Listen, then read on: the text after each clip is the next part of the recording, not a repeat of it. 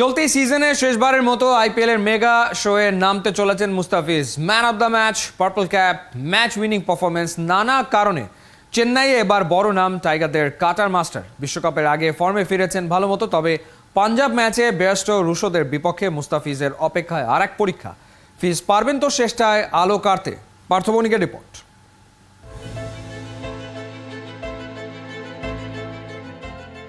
নেটে বল করে ফিরছেন মুস্তাফিজ।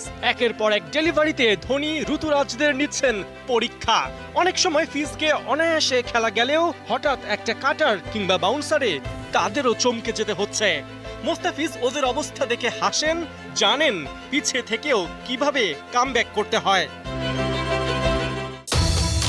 চেন্নাই ফ্লাড লাইটে নিজের কামব্যাক হলেও এবার দেশে ব্যাক করার পালা।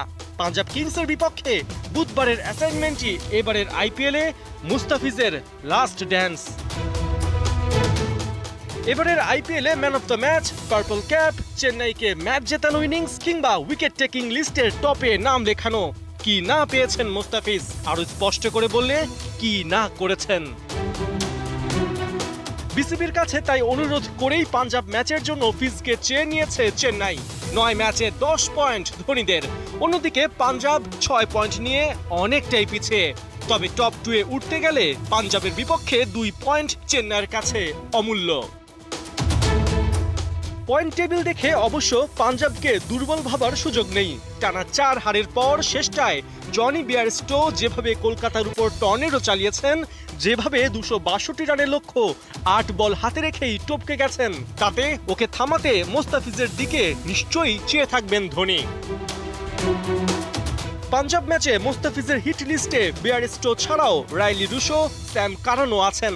পাওয়ার প্লেতে বোলিংয়ের সুযোগ খুব একটা না পেলেও ডেথ ওভারে ওদের ঝড় থামানোই ফিজের জন্য চ্যালেঞ্জিং। পার্পল ক্যাপ পরে এবারের আইপিএল মুস্তাফিজ শেষ করুক, এটাই চাওয়া ফিজ ভক্তদের। কিন্তু ভারতের মেগা ইভেন্টে ফিজকে ঘিরে অটোগ্রাফ শিকারীদের ভিড়ই বলে দেয় আইপিএল এর অর্ধেক পথ চলায় ফিজ চেন্নাইয়ের হৃদয় জিতেছেন পুরোটা। পার্থবণিক, ৭১।